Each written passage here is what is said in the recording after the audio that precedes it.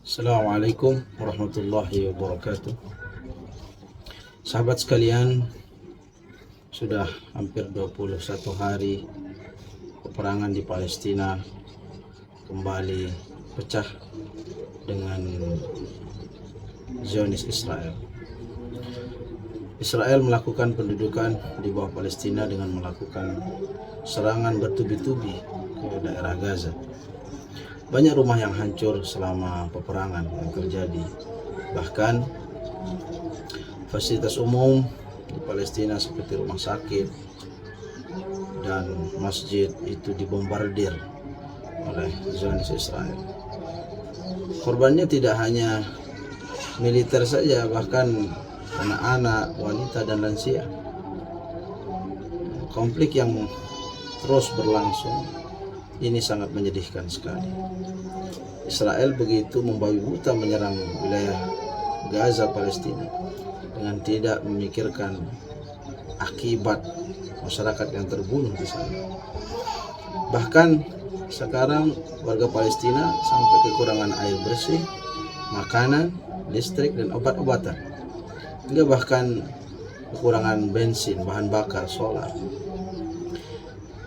Israel telah membantai warga Palestina habis-habisan. Bahkan mereka ingin melakukan genosida, membumi hanguskan Palestina. Padahal masyarakat Palestina itu hanya ingin mempertahankan tanah mereka yang diduduki, yang dijajah oleh Israel. Sebagai seorang muslim, sahabat, kita tidak boleh diam saja dengan kondisi yang terjadi pada saudara kita. Maka kita diajarkan oleh Islam untuk peduli terhadap muslim lainnya. Ibarat satu tubuh, sesama muslim itu bersaudara. Jika muslim lainnya sedang merasakan sakit, maka seharusnya kita pun merasakan sakit. Jika saudara muslim kita merasakan teraniaya, terzalimi, maka kita harus membantunya. Ada sebuah hadis dari An-Nu'man bin Bishri bahwa Rasulullah SAW, ia berkata, Rasulullah SAW pernah bersabda, perumpamaan orang-orang yang beriman itu dalam hal saling mencintai, mengasihi dan menyayangi itu ibarat satu tubuh, satu anggota badan. Apabila ada salah satu anggota badan yang sakit, maka seluruh tubuh akan ikut merasakan sakitnya, sehingga ikut terjaga, ikut tidak bisa tidur, dan akan merasakan sengsaranya, panasnya. Lalu apakah yang bisa kita lakukan? Apa yang bisa kita lakukan untuk membantu saudara kita yang ada di Palestina? Yang pertama, mendoakan mereka. Kekuatan doa itu tidak terbantahkan. Rasulullah SAW pernah bersabda, bersungguh-sungguhlah kalian dalam berdoa, karena siapapun yang mengetuk pintu pasti akan dibukakan baginya. Kita memang belum bisa langsung mendatangi Palestina untuk berjihad, untuk melawan Zionis, tetapi kita bisa mendukung Palestina dengan mendoakan perjuangan mereka. Doa adalah senjata bagi para mukmin. Jadi berdoalah dengan suara yang lirih, sungguh-sungguh kepada Allah SWT. Lebih-lebih ya setelah sholat, waktu tahajud, Allah menjamin itu dengan berfirman, Ud'uni astajib lakum. Berdoalah kepada kalian, niscaya aku akan mengabulkan bagimu. Selanjutnya, sahabat sekalian, apa yang bisa kita lakukan? Yaitu mari kita bantu saudara-saudara kita dengan ikut berdonasi. Kita menginfakkan sebagian harta kita untuk saudara-saudara kita yang mengalami kondisi yang sangat buruk di Palestina. Kita salurkan harta kita melalui lembaga-lembaga yang terpercaya, setidaknya membantu meringankan kesulitan masyarakat sipil di Palestina yang kekurangan makan, air, dan membutuhkan kebutuhan pokok lainnya. Sahabat sekalian, yang selanjutnya yang perlu kita lakukan adalah kita terus menjaga dan meningkatkan solidaritas kita, meningkatkan dukungan kita. Kita tunjukkan kepada dunia bahwa kita sebagai seorang muslim kita membela mereka, saudara-saudara kita Palestina yang ada di Palestina. Dengan dukungan ini, maka warga Palestina merasa tidak sendirian untuk memperjuangkan kemerdekaan. Selanjutnya, mari kita tingkatkan pemahaman kita tentang permasalahan Palestina dan Israel. Apa yang terjadi?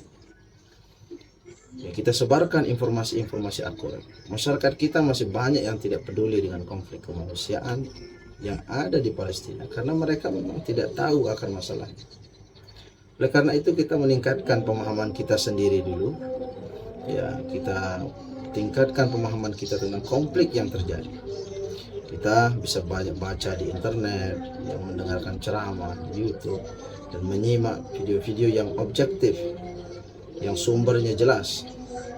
Bisa mendiskusikan informasi tentang Palestina juga dengan orang-orang yang memang kredibel, yang mengetahui tentang sejarah Palestina dan Israel, agar kita lebih objektif dan tidak tergiring opini yang kebanyakan hari ini banyak informasi yang menyudutkan Palestina. Dan selanjutnya yang harus kita lakukan adalah kita boikot produk-produk Israel. Dan ini adalah dukungan terbesar yang bisa kita lakukan untuk Palestina, yaitu berhenti menggunakan atau membeli produk-produk yang mendukung Israel.